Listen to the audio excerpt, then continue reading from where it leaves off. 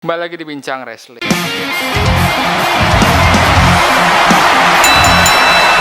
Udah lama banget ngebikin Bincang Wrestling ya, tapi beberapa hari ini nih gue settingnya rada lama. Kamera gue nggak apa-apa kali ya, atau buram nggak tahu gue buram nih. Gue lagi pengen pakai kamera soalnya udah lama gue nggak pakai kamera. Biasanya kan gue pakai HP. Oke lah ya, periode ke atas sebenarnya. Nah, gue tuh pengen ngebahas tentang kepindahannya, ya mungkin spoiler tapi ya enggak ya, udah ini keluar mungkin udah lama, kedatangannya Mark Henry di AEW gitu. Ini ada pro dan kontra ya seperti biasa. Pro-nya itu biasa dari AEW fans, gue nggak tahu sih nyebut AEW fans apa ya, wrestling fans atau apa. Kalau WWE kan nge-trademark WWE Universe ya, untuk branding sih bagus, tapi kalau untuk ini kayak wrestling fans terlalu luas kan. AEW belum, gue nggak tahu sih namanya, tapi yang jelas kemarin gue nonton AEW Dynamite apa Double or Nothing itu acara yang solid banget. Tapi main eventnya, kenapa AEW main eventnya suka gitu, waktu dulu main eventnya tuh Kenny Omega lawan Dean Ambrose death match kan ya, endingnya tuh inilah nggak banget. Nah kalau Double or Nothing, gue bahas ya Double or Nothing ya, boleh lah nanti gue review sendiri tentang Double or Nothing. Nah itu gue mau bahas tentang pas di Double or Nothing kemarin, di reveal kalau ada Mark Henry gitu. Nah Mark Henry sendiri ternyata dikasih tahu kalau dia bakal jadi komentator di acara terbarunya AEW, namanya itu Rampage. Jadi Rampage itu bakal ada hari Jumat. Jadi AEW ada 3 show tiap minggunya. Ada Dark yang hari AEW yang utamanya ya, ada Dynamite itu hari Rabu. Yang sekarang lagi pindah ke hari Jumat. Terus ada Dark itu di YouTube-nya AEW. Dark tuh pre-show, mungkin kayak main event atau di WWE apa namanya? Gitulah pokoknya kan, apa namanya? Itulah. Kalau Rampage ini hari Jumat. Gue belum tahu ini Rampage itu kayak sistemnya kayak Dark atau gimana gitu. Dark itu kan sebenarnya dark match gitu. Nah, gue dengar dari Tony Khan katanya dia tuh emang sengaja buat Dark supaya si para roster yang di belakang layar itu, emang rosternya WWE terbanyak banget kan ternyata, sama kayak WWE sih, biar main gitu, nggak kayak di WWE kan banyak roster yang nggak main gitu kan, banyak ya kayak Billy Gunn kan masih main gitu.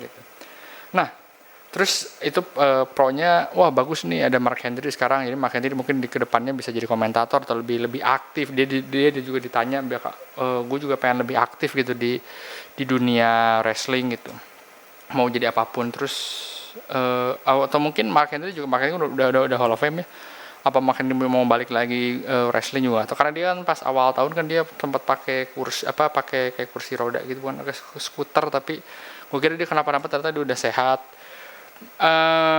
Terus ada kontranya ya, sama aja lah biasanya ada di WWE Universe ataupun yang kayak gua lah gitu, sistemnya sama kayak sama aja lah gitu, kayak karena banyak yang mikir kayak wah ini sama apa, AEW tempatnya para pensiunan gitu, para pensiunan yang buat masuk gitu.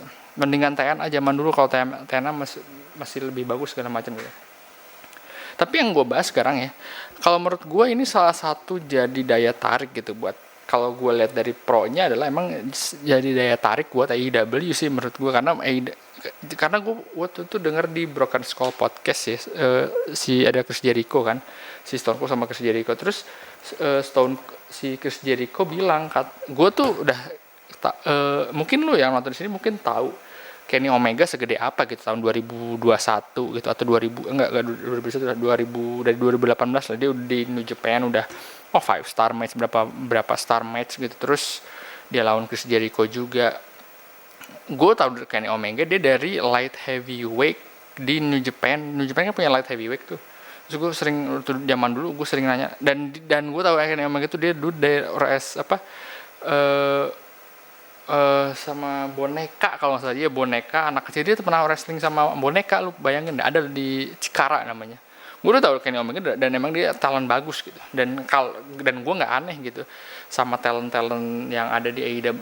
Menurut gue yang ada di Double or Nothing lah, itu tuh talent nggak di Double or Nothing, misalnya yang top star di AEW kayak Young Bucks, Kenny Omega, Brian Cage itu banyak. Mereka tuh sebenarnya nama mereka tuh udah kelihatan dari dulu, cuma belum bersinar aja, dan bersinarnya baru sekarang gitu. Terus eh ternyata banyak yang belum tahu gitu sama Kenny Omega, sekelas Kenny Omega ini banyak yang belum tahu karena si Kenny Omega ini belum masuk TV di Amerika, karena Kenny Omega kan belum pernah, kan di independen udah rata ya, orang-orang udah pada tahu dia, tapi kalau misalnya di TV gitu masih banyak yang mengandalkan TV, makanya lebih terkenal gitu para pegulat tuh dari TV gitu, impact itu gede banget gitu. Nah makanya pas waktu Chris Jericho ditarik sama Tony Khan buat jadi orang yang lebih dikenal gitu, karena logis juga sih kalau misalnya orang-orang kayak Kenny Omega atau kayak Cody Rhodes menurut gua kan belum, namanya belum begitu sebesar Chris Jericho ya untuk jadi top starnya AEW, menurut gua enggak gitu. Menurut bisnis sih enggak sih. Kayak, dan gue baru sadar kenapa ini jawaban kenapa Kenny Omega belum jadi world champion pas pertama, karena gue dulu pernah mikir kenapa Kenny Omega nggak juara, yang kenapa nggak terjadi kalau Kenny Omega di feudnya kan, padahal terjadi lawan Kenny Omega sekali doang kan, terus udah terjadi kok, terus John Moxley baru Kenny Omega. Mungkin menurut gue ya itu nge-build up dulu orang tuh Kenny Omega biar jadi sesuatu dulu gitu. Nah kenapa gue bahas Kenny Omega, karena sekelas Kenny Omega aja banyak yang orang nggak tahu gitu. Untuk nge-branding suatu perusahaan wrestling kayak yang baru kan orang harus suka dulu kan, harus suka ada siapa sih di sini gitu. Kalau misalnya pegulat-pegulatnya yang new star atau terlalu indie kan orang mungkin nggak bakal nonton gitu. Nah makanya salah satunya nge-hire Chris Jericho, terus John Moxley, Rusev atau Miro, Paul White, Big Show. Nah terus FTR sih menurut gue namanya nggak begitu sebesar mereka ya, tapi menurut gue kayak Mark Henry ini namanya besar banget, apalagi banyak penonton AEW itu mau nge-grab penonton yang masih mainstreamnya gitu, karena kelihatan banget AEW itu emang berada di tengah-tengah gitu, jadi tengah-tengah dari independen dan tengah-tengah mainstreamnya itu WWE gitu, makanya dia pengen ngeraup fans mainstream yang cuma ngelihatnya WWE yang nggak ngelihat ke AEW, terus makanya ngeraup kayak Mark Henry, Big Show, Christian, terus ya cuma itu aja ya gitu. Tapi kalau misalnya dibilang gitu, tapi gue rada nggak setujunya sama banyak fans yang setuju gitu, seneng kalau fans AEW yang nggak suka WWE. Banyak kan orang-orang nggak suka WWE gitu. Paling gue nggak suka itu ada orang yang ngehina Brock Lesnar atau Goldberg gitu ya. Wah ini ngapain sih orang tapi dia seneng kalau Paul White ada sama Sting satu lagi ya, gue lupa, ke Sting di AEW. Wah Mark Henry nih ke AEW, wah tapi kan dia cuma jadi komentator, tempat pensiunan, nggak apa-apa lah, ini kan tempatnya untuk mengembangkan talenta gitu, meskipun dia pensiunan tapi dia bertalenta gini. Tapi orang yang sama bakalan ngomong, apaan sih ini Brock Lesnar terlalu ini banget lah, terlalu overrated, apa ini Goldberg part-timer yang merusak gitu. Menurut gua kasus si Goldberg, Brock Lesnar, siapa lagi part-timer, Triple H, Undertaker tapi udah enggak ya, John Cena gitu, The Rock mungkin nextnya bakal balik lagi.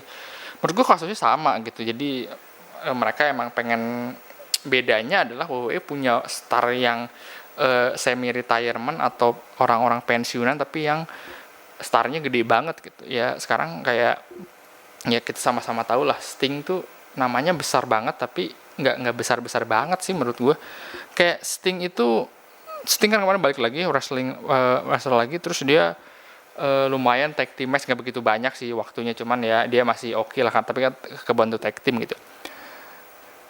Tapi menurut gue kayak ya udah gitu, Sting tuh udah 62 tahun, terus apa gitu yang mau dicapai sama Sting lagi, dia udah Hall of Famer apapun gitu, mungkin dia masih butuh uang dan segala, butuh kegiatan segala macam, tapi ya udah gitu.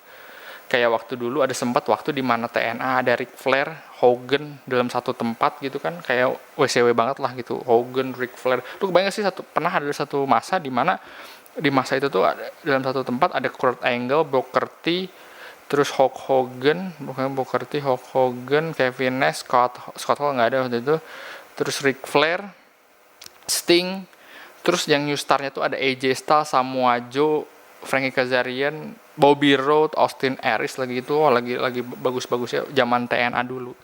Makanya gue tuh ke AEW nggak bukannya nggak suka, tapi gue rada skeptical juga, karena dulu ada masa dimana gue support banget zaman masa keemasan TNA. Gue rasa TNA bakalan ngalahin WWE gitu, dan kita tahu sekarang TNA kan nggak kemana-mana. TNA cuma ya udah gitu, TNA ya hidup segan mati tak mau sih menurut gue. Kayak juaranya sekarang Kenny Omega, yang menurut gue sedikit disrespect sama TNA World Champion gitu. TNA World Champion menurut gue kan dulu gue suka banget sama TNA World Champion, dan dari desain segala macamnya gitu, dan dibanding WWE Champion dulu spinner belt, karena itu kalau nggak salah waktunya barengan si TNA. Terus kita lihat TNA sekarang nggak kemana-mana gitu, jadi makanya kalau ada perusahaan baru pengen ngalahin WWE sih, menurut gue udah kurang, udah nggak bakal bisa gitu. Dan pola yang sama menurut gue dilakuin sama AEW gitu.